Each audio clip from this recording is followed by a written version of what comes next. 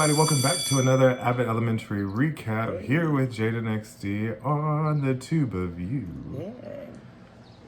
Yeah, hey.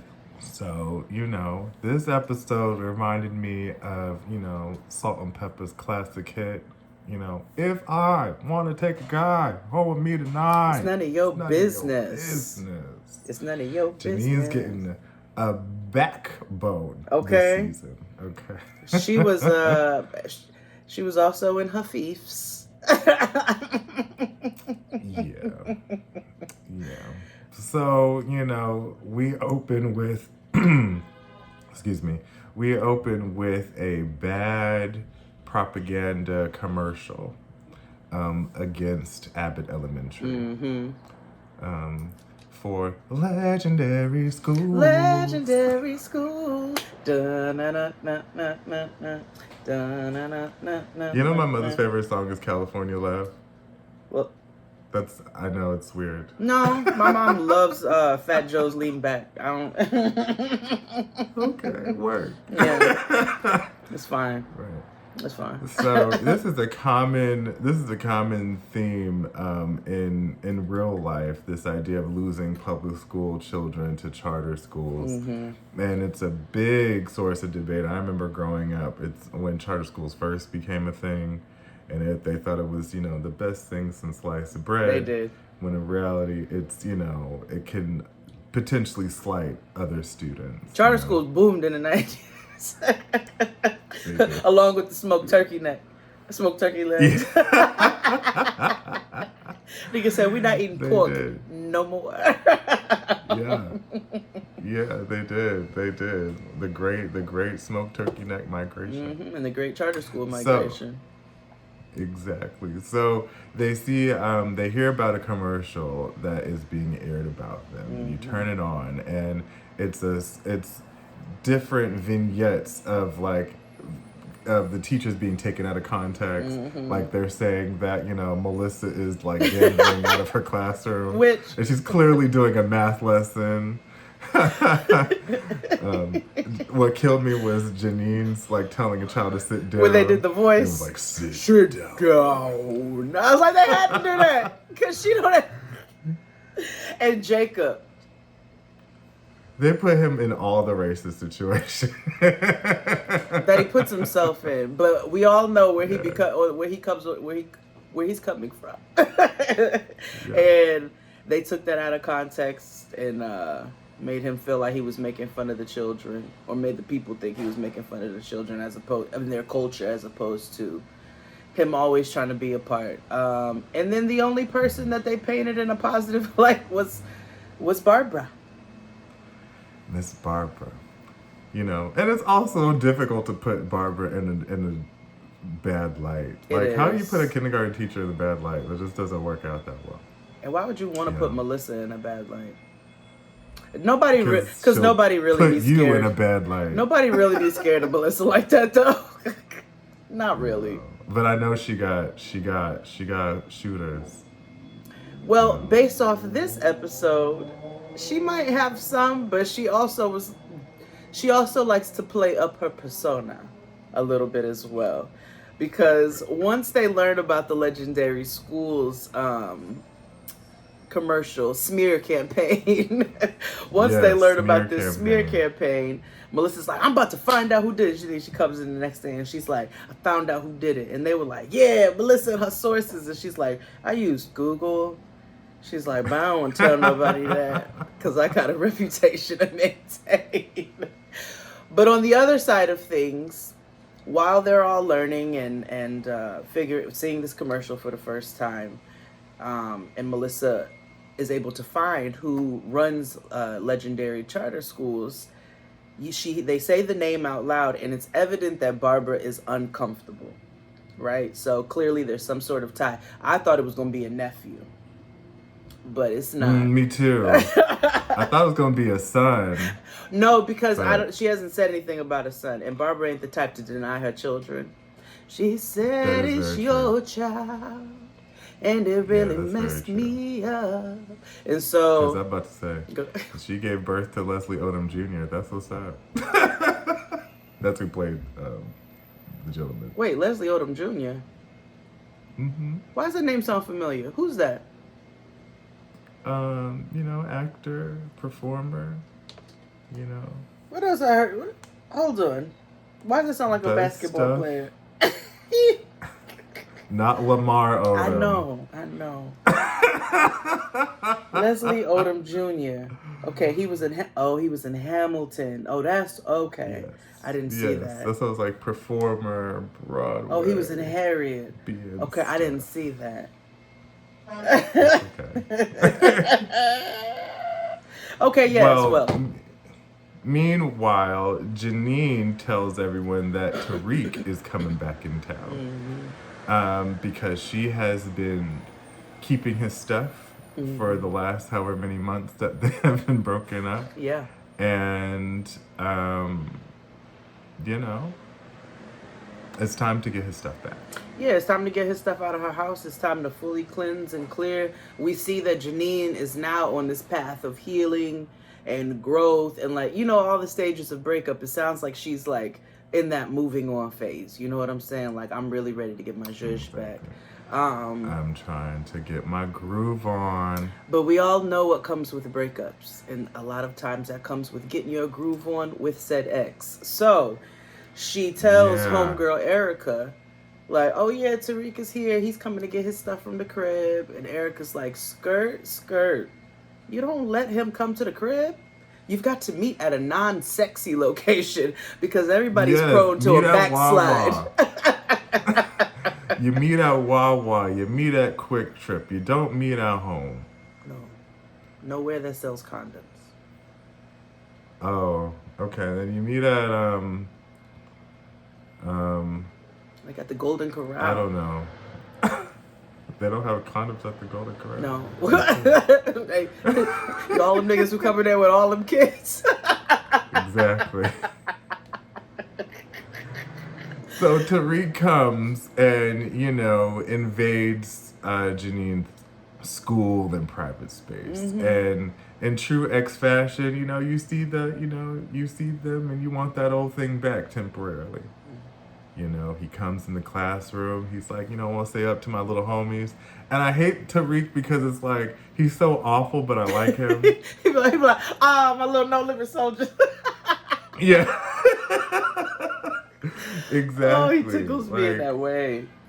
I hate him. Meanwhile, Gregory, is flirting, getting numbers in the summer. However, he sees that Tariq is back and he's, feeling something in his chest. Thieves is in the air this episode and last episode because these two won't say that they actually like each other. But again, don't do it. Y'all work together. It ain't worth it. It ain't worth it, Miss Janine. And so, that, and here's the thing about Tariq. They make Tariq out as how a fuck nigga should be made out to be. Okay? It's not necessarily always a blatant and flagrant disrespectful Future type nigga. A lot of times it's the charming, funny, the ones that can slide in. And we see that Tariq has a lot of character, but he's a loser. he's a loser. Must be a Tariq fan.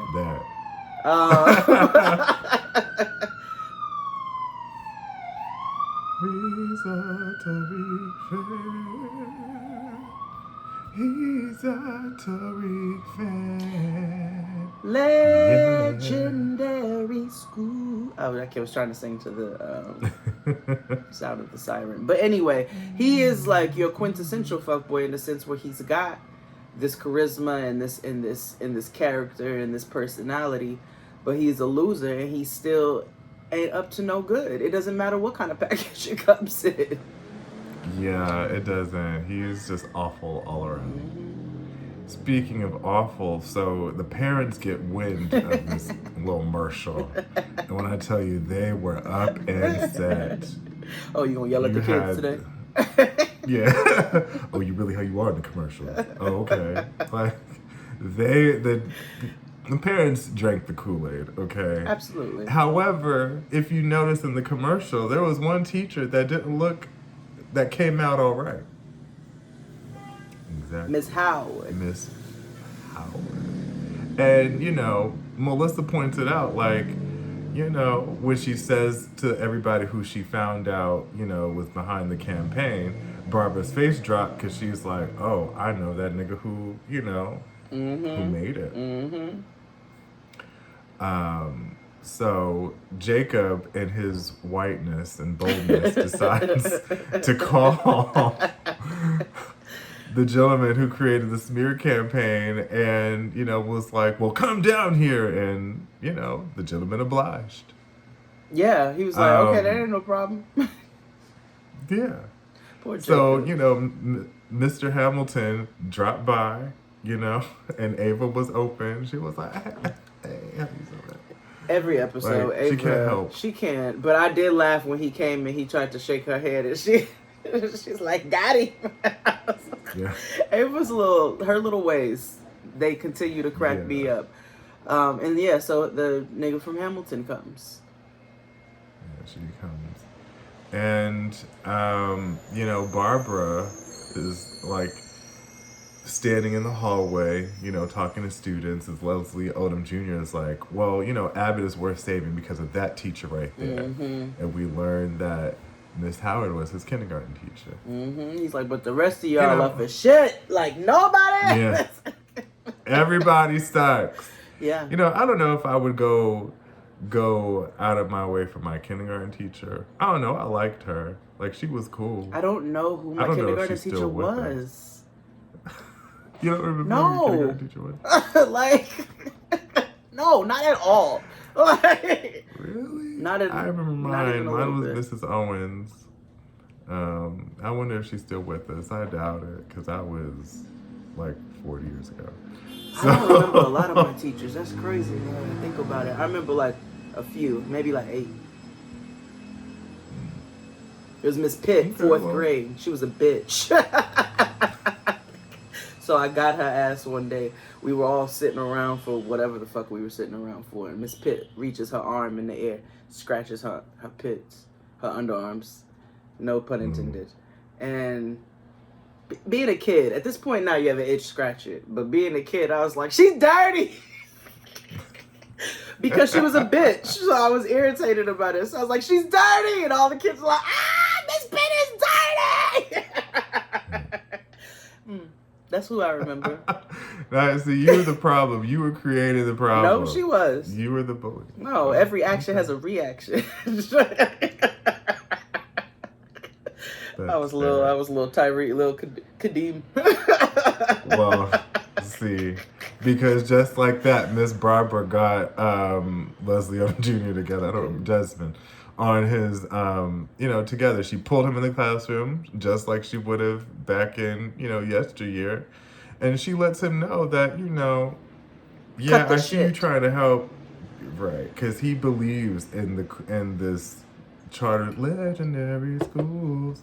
Like, he thinks it's a thing that's going to help everybody. And Barbara was like, no, this affects teachers like me, and it hurts students and teachers alike. Mm-hmm. So max and relax. Mm-hmm. And, he was like, you're still teaching and learning. I'm still learning from you, Miss Barbara, even though he did not. Meanwhile, he's a villain still. Right. Because next scene, he's like, well, I'm going to turn Abbott into a charter school. He needs to go to therapy. Because if he's still this deeply affected... I told you on the other show, that people who are weird when they're stuck in like this high school or elementary school mentality. They are. Like people just don't grow beyond, junior year. Notice I don't even remember these hoes. Y'all create your whole careers as villains because you got a vendetta against the bitch you had an issue with when you were 6. I don't. Go to therapy. Go get some help. Therapy. And I'm not saying that in a derogatory. I'm saying like, please go. Please, I am begging you to go get some Dr. help. Joy, somebody. Somebody, please. Please talk to the right people. you know, Tariq is buttering up Janine, and he's like, you know, we can go kick it. We can go to Bahama Breeze after work. You know, get you some coconut scrimp. Have you ever been to Bahama Breeze? Yes, in Newark, New Jersey. I've only been ever in Raleigh, North Carolina. One time went to go visit my cousin, and all I ate was coconut shrimp. Yeah, that's like that's the thing. You know, like their premier dish. 98 was a very good year.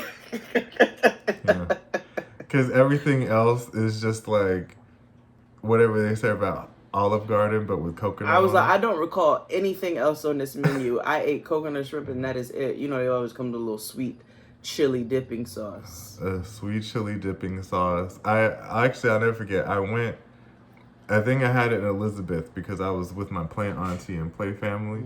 And so we went after church one day or whatever, and or sometime I think we just went out and they were like, let's go to Bahama Breeze, and I was like, okay. And we get inside, and I'm like, oh, this is like a Red Lobster. Yeah, but just like Caribbean. With like pineapple. Yeah. Like hula skirts and shit is so like racist at the same time. Very, you know? Yes, because Bahama Breeze, but there's hula dances. What? Yeah, I don't know. Like Rainforest Cafe, we'll talk about one day. Oh my God, and those little nasty nuggets. Okay, yeah, we'll talk about Rainforest Cafe. We'll talk about it. Well, yeah, well, Tariq, you know, is, you know, trying to say all the right things. And at first, Janine is like, you know, yes, I'm down. I'm about to be with my only boo that I've been with ever. And, you know, Gregory tries to ask her about it. Like, oh, I see Tariq's back. What y'all doing tonight? And Janine was like, it's none of your business. Well, he was like, well, I think he might be looking for a little more than what you looking for. And remember, him and Miss Mamas had been up at each other's faces the past couple times, flirting. So Janine wanted to make sure she got him with the spicy back. It was like, mind yours, I'll mind mine over here. And you could, and his facial expression had me laughing because it was like, okay, I'm just trying to help you out. But once again, Janine is learning her lesson. And I think this is her growth period in life, right? How old is Janine? 26? She's in her mid-20s. So her prefrontal is like slowly coming. And so she gets a voicemail from Tariq. And Tariq is like, car broke down. Back to old habits, bitch. We finna go eat coconut shrimp. Yeah. And I ate half your sandwich, by the way. So if you're looking for it for lunch, that's me. And she got the aha moment. It was like, yeah, the light bulb clicked on and was like, you know what? This nigga is a loser. Like, I am better than this. I have been doing well. Let me not slip back into that. And when he comes later on, she's like, you're going to have to go on about your way. Puts up boundaries. I was very proud of her in that moment. Very proud of her. Yeah. And in true fuck nigga fashion, Tariq is like, well, I got my girlfriend is gonna pick me up, and we're gonna go to Bahama Breeze. And you know, he was like the very third girlfriend I've ever had in my life. Oh, maybe fourth. I was like, shut up, nigga. Right. And you know, well, as Janine's face is cracked, you know, Gregory doesn't rub it in her face. He's just kind of like, you know. So you're not going? Apologetic. Yeah. Right. Mm-hmm. And he does throw out the fact, because early in the episode, you know, Tariq was trying to figure out Janine's favorite movie. And, of course, Gregory knows it, and it's Jumanji. Hurry up and get together already. I mean, one of them should just go over to legendary schools, and then the other one stay at Abbott, and then they can be together. And we also find out in the very end of the episode that Tariq is the one who did created and performed the Legendary Schools jingle, which is right on brand with Tariq. Right on brand. Absolutely. I can't wait to see next week. Every week is Wang Dang Doodle. Yeah, it's a good time over at Abbott. Yeah. So until next time, adios, y'all. Bye. Legendary Jade and XD.